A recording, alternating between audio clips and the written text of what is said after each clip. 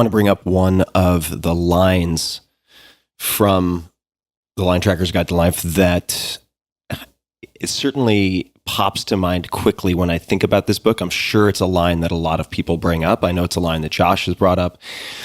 And I'd love to just hear you explain why this is in the book and why it matters. Quote, "I don't know where we're going, but I know exactly how to get there." Oh, I love that, don't you? I love it. Absolutely. It really, if you take a moment to pause and contemplate it, the implications are pretty profound. So I'd love to just hear you riff on this and why and how this ended up in the book. Well, there were two things that Renius used to say regularly. The one is, hishatikuma, we will get it. And it was almost like this kind of incredible self-talk that he would have when the track was cold or the track was, we weren't making progress. I would look at him and he would say, hishatikuma, we're going to get this. And then often he would say too, I don't know where I'm going, but I know exactly how to get there. And what he's saying, he's talking to the dynamic of tracking, which is, it's an interesting energetic dynamic. He is profoundly committed to finding that animal, but he hasn't allowed that commitment to become a burden of some kind. He is working moment to moment on the signs that he's getting. And you can think in a vast wilderness, as trackers, we also talk about the first track.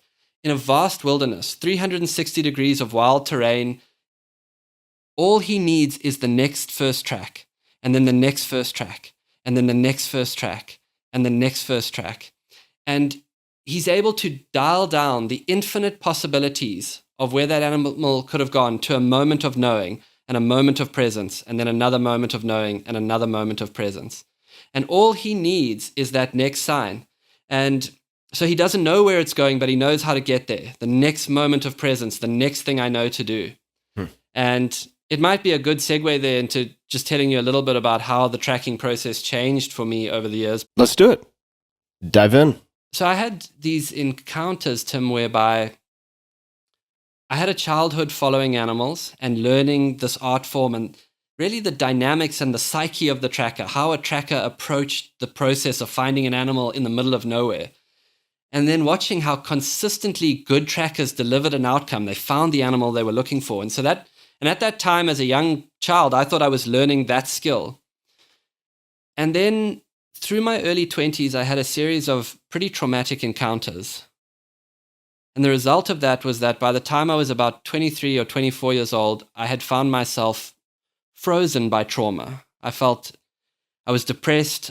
I was uncertain how to move forward. And in the way that trauma limits options, I felt myself extremely limited. I did not have access to a lot of emotionality. I did not have access to different choices. I was stuck.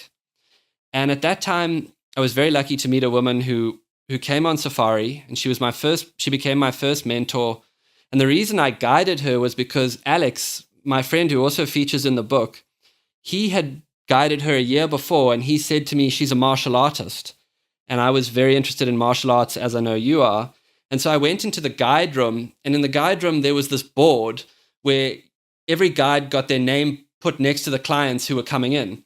And I rubbed off someone else's name and I put my name next to her to guide her. And that moment absolutely changed my life. Her name was Dr. Martha Beck. And she arrived on the safari and we went out the first 2 days. And she said something on the second day that I felt something in me like really moved. We were driving along and I was telling her about the restoration of the land. And she said, I really understand this and I believe the restoration of the planet will come out of a transformation in human consciousness. And the minute she said it, whatever my grandfather knew or my father knew or my uncle knew when he saw that leopard, I felt that thing move inside of me. That kind of, that idea struck me very deeply.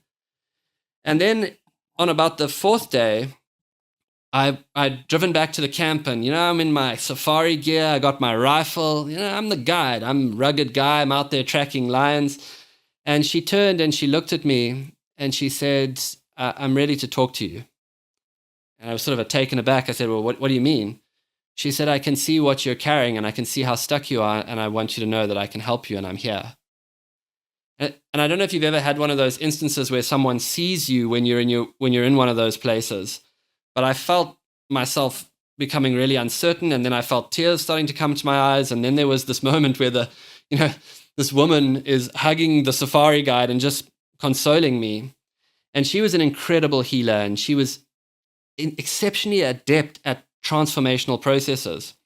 And so she started to teach me how to move through the trauma and the suffering that I was stuck in.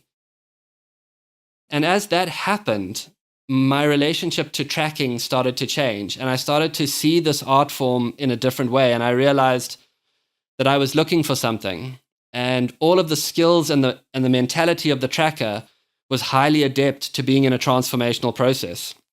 The first thing that you will have to do if you want to go track a lion in the wild is you will have to become super uncomfortable with unknowns. You will have to give up all the ways you tried to know what to do and say, I don't know how to do this. All trackers operate using unknowns to almost bring them to life. You will need to develop your track awareness. Track awareness is teaching yourself to be attuned to a very specific set of signs, metrics, but self-generated. Like when I was a kid, Renias would take me out to a game path and he would say, walk down that game path and tell me what you see.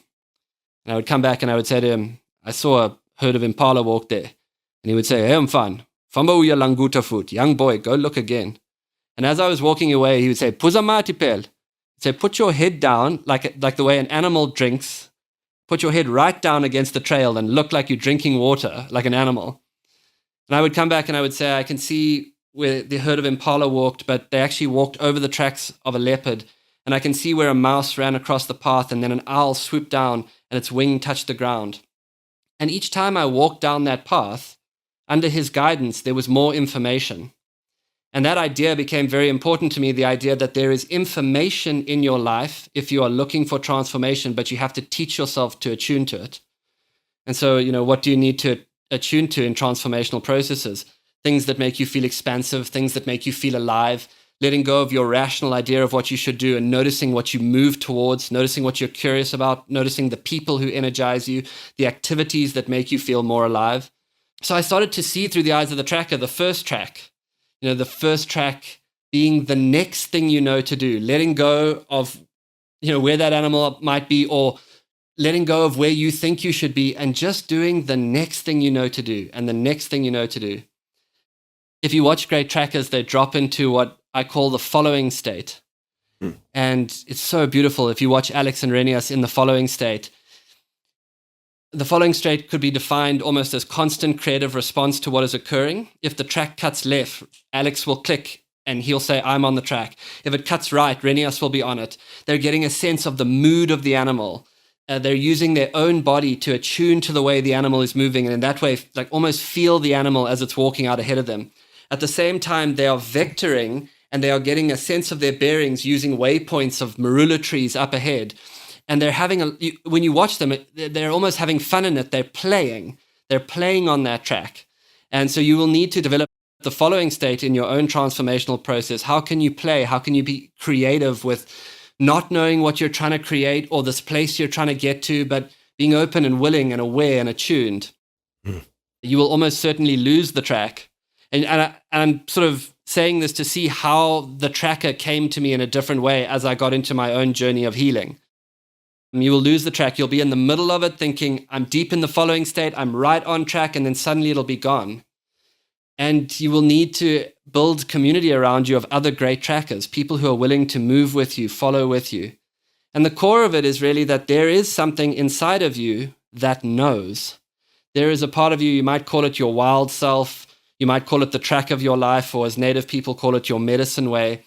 A part of you that beyond rational thought reacts when you become more in tune with yourself. And sifting away the layers of socialization, all the things you should do, all the things you have to do to start to be able to follow the trail of that place inside of you became really what the core of my own journey to healing was. And I live like that to this day as a tracker, trying to be present, resting into the unknown, attuning, and trying to fall into the following state with what energizes me, makes me curious, and pulls me forward.